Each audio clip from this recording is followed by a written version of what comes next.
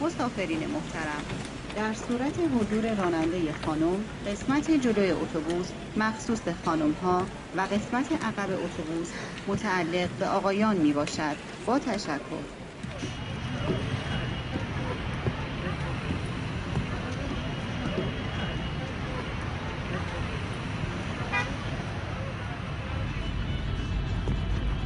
در به عقب سوار شید آقا.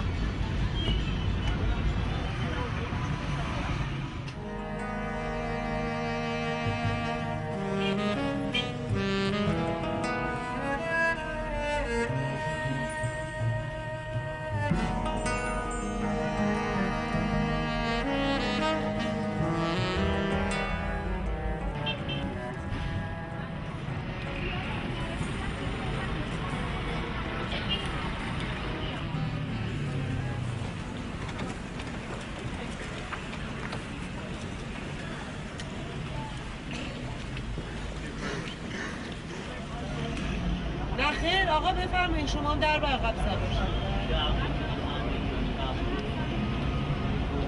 حاج خانم برو از اون طرف برو سوار شید. عقب آقایی جلو خانم. شما آقا لطف کنین در به عقب سوار شید. آقا متشکرم. ما جلو هم آقایون عقب هم. پرواز واقعی بیا آقا. تعجب کردن. اونایی که میشناسن دیگه میدونن، چون بغلا هم با وجودی که نوشتم ولی خب بازم با این حال اشتباه میکنن میان بالا، چون عادت شده براشون. اما خانم‌ها رو موقعی که آوردم جلو یه تحول خاصی ایجاد شده تو خانم‌ها. لذت میبرن از اینکه بعد از این همه سال جلو میشه. اصلا عجیبه، ولی ما ندیده بودیم.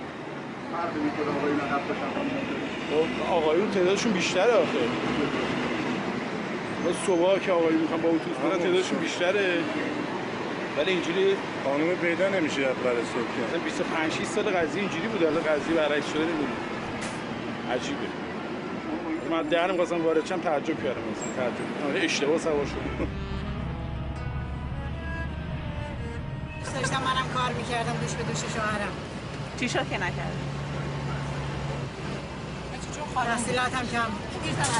فکر می‌کنی تو جامعه در واقع تبعیض جنسیتی تا این حد بین مردم ریشه دوونده چه اتفاقی باعث میشه که یه زن اجازه پیدا کنه راننده اتوبوس باشه؟ این دیگه از اون چیزای نوادر روزگاره، کجا دری به تخت خورده یا همچین چیزی شده، این دیگه خیلی عجیبه. شکل قضیه رو به نظر من دارن یه مقداری رنگ و لعاب بهش میدن، وگرنه ما اون چیزی که زن‌ها در نفسشون احتیاج دارن که داشته باشن ما اونو نداریم. حالا برفرض شما یه شغل بهش بدین چیزی رو عوض نمی‌کنه، چیزی همیشه باعث شده زن احساس تحقیر بودن. همین فکر می‌کنی همین که خانم‌ها بتونن برن تو استادیوم فوتبال، همین که خانم‌ها بتونن راننده اتوبوس بشن مشکلات زن‌ها حل نه مشکلات زن‌ها صفر، ولی این بار همه می‌تونه پایه‌گذار این باشه که مشکلات بعدی رو از سر راه بردارن. مثلا یه خانم بتونه قاضی بشه، چون یه خانم نباید قاضی بشه؟ من چون زنه میگن احساساتیه، در صورتی که خیلی خانم‌ها منطقشون خیلی جاها قوی‌تر از آقایونه، خیلی محکم‌تر میتونن تصمیم بگیرن. هیچ وقت دلتون خواسته که یه مرد باشین؟ زیاد. درست تو زمان بچگی بود. توی خانواده فوق‌العاده متعصبی هم بزرگ شده. شاید علتش این باشه. و به همین دلیل تعصب هم بود که خیلی زود ازدواج کردی. دقیقاً.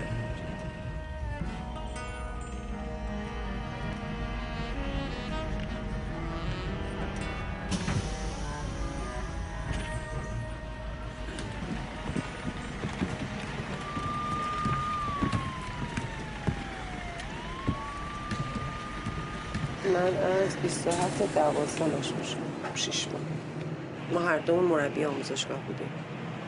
توی سال 67 خیلی سخت بود. اون روزای اولی که ما تو آموزشگاه کار کردیم خیلی اذیتمون کردن. ولی بعد دیگه جا افتاد. برای مردم جا افتاد. اتوبوس هم دقیقاً همین میشه. سختی‌ها رو ما میکشیم برای خانم‌های دیگه راحت بشه.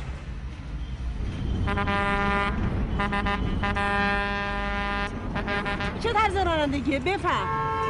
ببین یه چیزی میگم آخه نمیدونی چه جور اومده نصف ماشین نزدیکت ببره. چرا چرت پرت میگی؟ چرت پرت هیکلت میگه. یعنی چی؟ آخه تو مزخرف مزخرف هیکلت میگه که شعور نداری. چه به تو رسیدم این نصف ماشین؟ من دارم بهت میگم اشتباه میری بگو اشتباه میرم. غلط میکنی بگی. تو غلط میکنی آشغال. بیشور نفر. آقا چندین بار ایجاد مزاحمت میکنه برای من. یه بارم من شکایت کردم به حراست ولی متاسفانه هیچ اهمیتی نداره.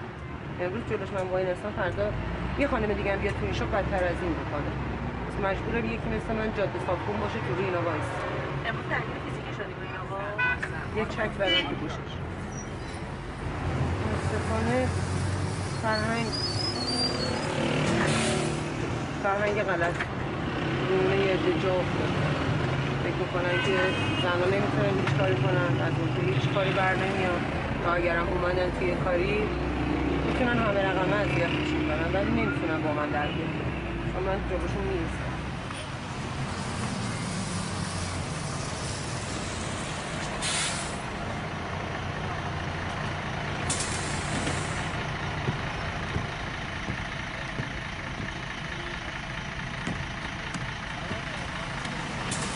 اومدم کمک مامان.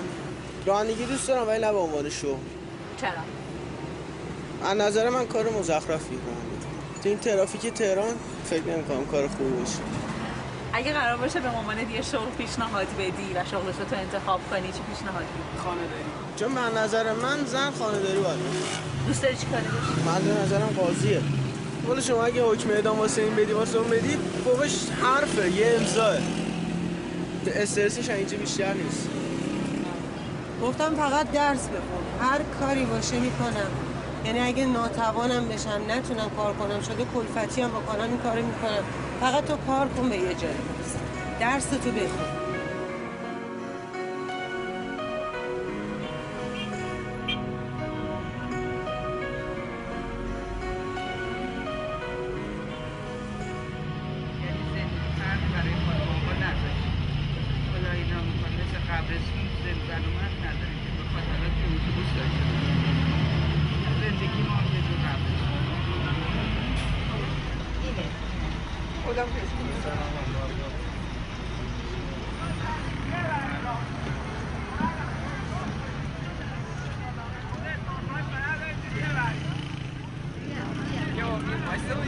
آقای اینجوری اسلام در خطر خانم بشه بود فرمون.